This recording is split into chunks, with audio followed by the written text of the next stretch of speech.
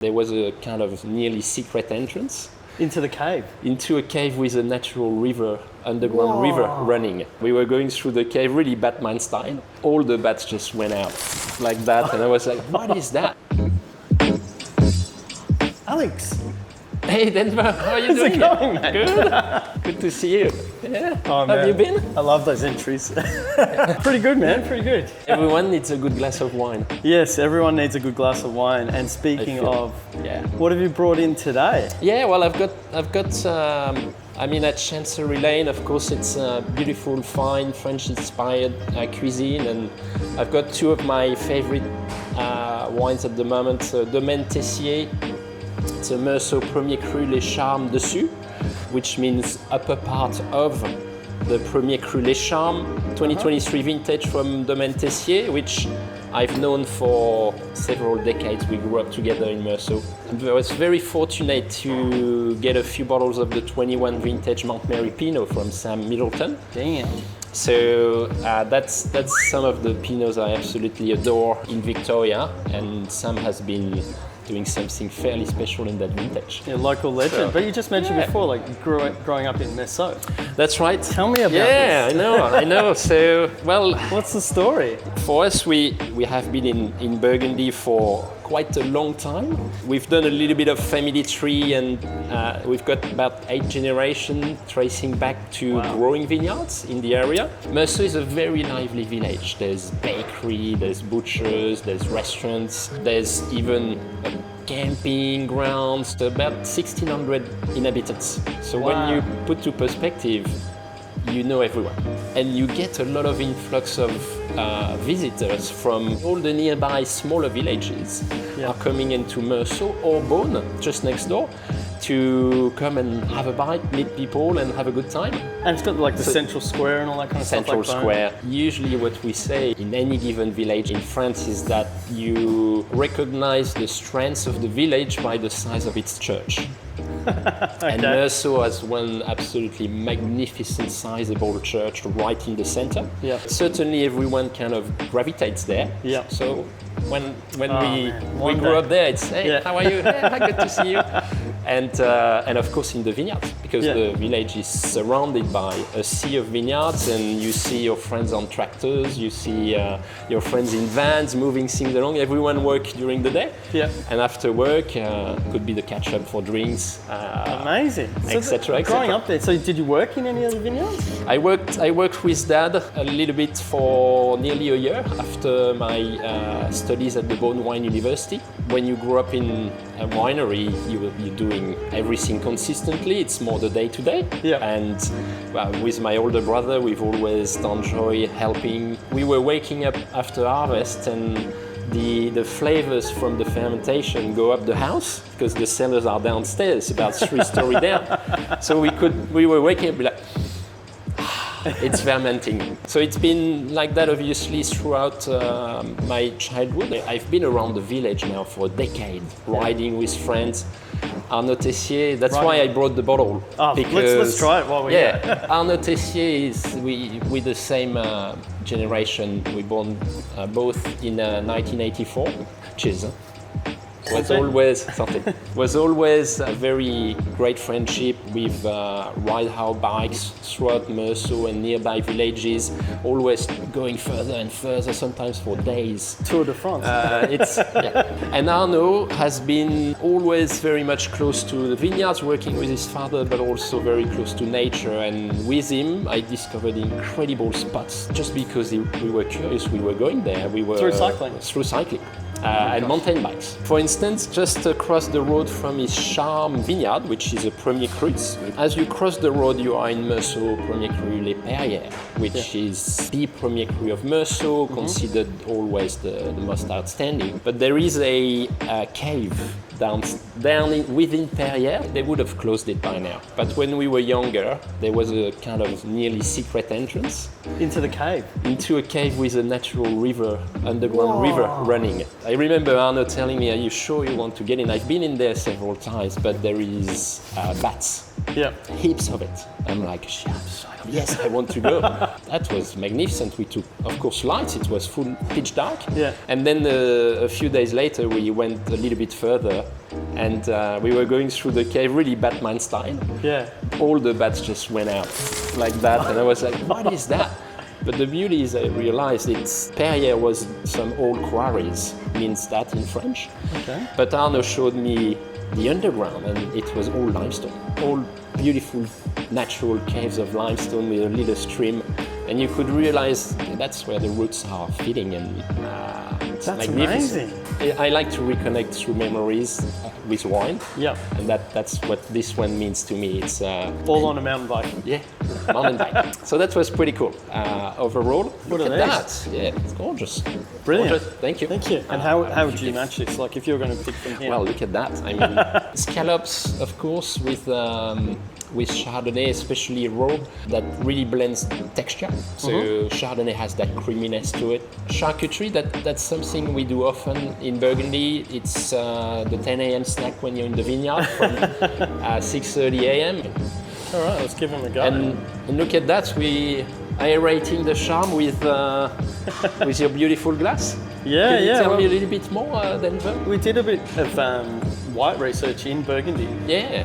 So this is exactly suited to our sort of our research and development. And this, yeah, it's really showing beautifully. It really brings up that nearly sea breeze, like Yeah. wet stone. And I feel like I keep on recharging it. So if I like just leave it for a bit, come back to it, it starts to go, and then I just give it a little swirl, and Yeah, the same and thing again. It's just like it's back up. And it's so fresh. And you can see that I didn't purposely bring the bottle to be Yeah. too cold, and that's probably the right temperature for a great Chardonnay. Let's try this.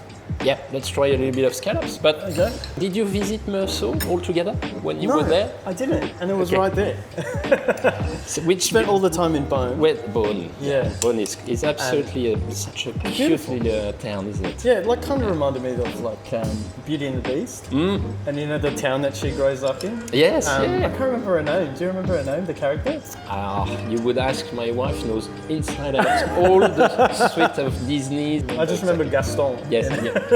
Speaking of your wife, how did you end up in Australia? Because obviously it sounded like your path was always going to be in France. To a certain degree, I think I felt that Meursault became quickly too small, in a way, in a good way. And I thought I could probably make a difference if I venture out, understand better. And in Bordeaux, I met my wife Jess, and she was In there Bordeaux? in Bordeaux. So She's Australian, yeah? She's Australian. So she visited Bordeaux because she's a French teacher here. She did a few years as a teacher and realized, well, I'm good, probably, but I want to know the expressions, the subtleties, and what a better way than living in France. She was a roommate to one of my classmates.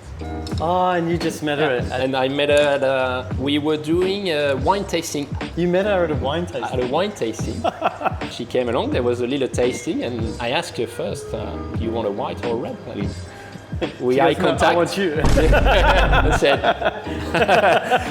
she was subtle about it. She spoke in French, and she was quite incredible already. I thought to myself, hang on, you've got a little tweak of an accent, but we were speaking in French. We met in French, and then we carried that on. So we still speak French to each other. Really? So at home you'll speak French to each other? When it's us as a family, we speak French with our daughters as well. So And the daughters can speak French? They speak French. Well, with a French teacher at home, Yeah. I can tell you. But they have an accent, and it's so cute They have a French accent? they've got an English accent Yeah. on their French. Of course. So I've got a French accent on my English. To the Mount Mary. To Mr. Mount Mary. Yes, look at that. Sam. Local legend. Yes, very much. Tell me about your grandfather, because obviously there's this event that you run called La Polée, Yes, correct.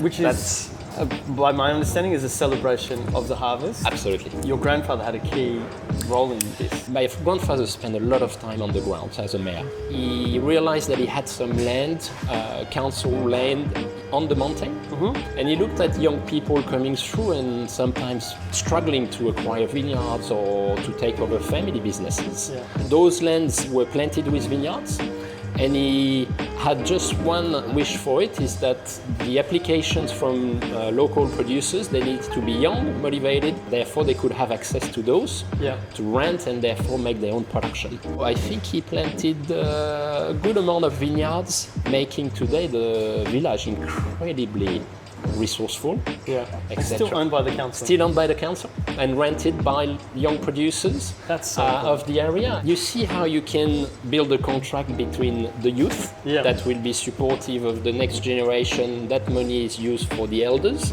and for building other things in the village. And I thought that's vision, that's leadership. He could have sold it and make a one profit one time. Yeah. But no, he thought it's going to take time, it's going to be tough, but we'll make it happen. An investment, And invest it. Has been a huge inspiration in launching Clos Cachet. Yes, and La Pollet here. And La Pollet here, absolutely. Melbourne has all those great events, incredible Formula One and tennis, etc. But for the wine world, we haven't translated the dynamic, the incredible dynamic of Victorian wineries and what they do every day. So I think it was time to give them an event that really makes Melbourne shine. And La Pollet was born to promote and celebrate the end of harvest of Victorian wineries. That big lunch is about bringing people together from every corner of the industry, wine lovers, restaurateurs. It's amazing. You know, and making sure we can connect and share our stories. And one of the people there that I met last year. Exactly. So we're moving to we're moving Pinot Noir 21. Oh, it smells beautiful. Wow. Yeah, it's built for this. I smelt it at the start, and I just wanted to see the performance. Like, this is quite high performance air control sort of in this. This will bring a lot of air in and put a lot of air out because you've got that shape like this instead of like this. Funnels. So you're changing from concave to convex. So normal glass is like that, and your circular airflow, and you change it to that. Yes. And then you have a lot of air that comes in, a lot of air that comes out, so it decants really fast. And it also connects to the tulip glass. No brand associated, but more the shape. Because for Pinot, when it's flavoursome, it really helps.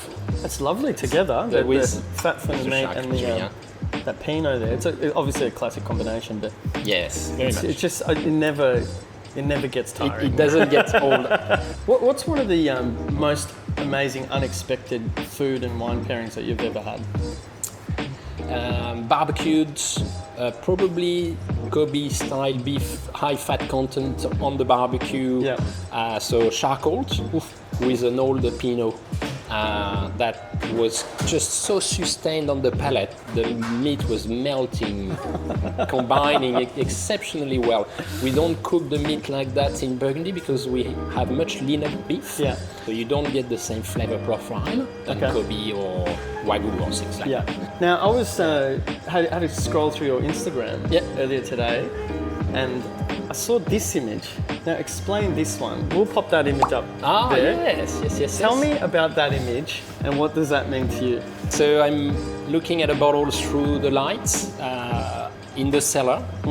It's a very old bottle. I know exactly what it is. It's Pommard 1982 that is cellared downstairs at my parents' Your parents' house? Wow. Which is the domain, the winery, and that's the birth year of my brother. Wow. And we were looking at that probably about 10 years ago, wondering whether the bottle was still good or not. So time to time we open one, some corks have failed and sadly the bottle emptied itself. But some are still impeccable, and it's a lot that my grandfather, so my parents got my brother Pierre in 1982, and my father's sisters both gave birth the same year, two of my cousins.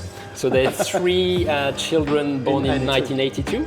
To make it special, my grandfather bought a barrel at the Hospice de Beaune auction. Whoa. Pommard village, and he bought it. They shipped the wines. My father was supposed to label them and give them away to every family members. He kind of forgot, put it there, and the siblings were just coming and getting a few bottles here and there, and it just stayed beautifully in the cellar. Now it's full of moth. And I was looking whether the color was still sustained. And if there was a lot of sediment, what was the state of the bottle? Something you would do a lot with a very old bottle, and but that's for me what it is. And we've had some brilliant bottle of that over time. So now it would be a 40-year-old red Burgundy. With Burgundy, yes, there's the call of the Graal, which are the Grand Crus. And I think that's an obvious. But realistically, yes, get to that trophy bottle one day. I hope. It's all I wish for you. Price is inflated because it's such a small production. But Burgundy's beauty lies a lot into village and premier crus. This is the heart of the production. Even humbly, some Bourgogne, Chardonnay and Pinot Noir from great villages are absolutely stunning bottles. So you don't have to break the bank or be afraid of the region. There's pathways. It's the rabbit hole, but once you're in, I've rarely seen anyone saying that it's a bad path. Oh my gosh! It's really special. What an amazing conversation, Alex. This is why we work with you. Thank you so much. And likewise, because it's good to see, the engagement of so many individuals in the industry. We're incredibly lucky to be where we are as individuals in the wine industry, with your beautiful glassware and the reflection you've put in for wine lovers to really experience it differently and well. That's a world that we need to preserve. In a good way, but being open arms. Yeah, and open to the youth, like you mentioned before. Absolutely. What is the future of wine? That's of interest to me, and I think maybe next time we chat, we'll talk about the future of wine. I'd love to talk about environmental stuff as well. Oh, very much. Thank you very much, Alex. Cheers, mate. And thank you to Chancery for the great, beautiful food. That was beautiful gorgeous. Food. Thank you, Chancery. Cheers.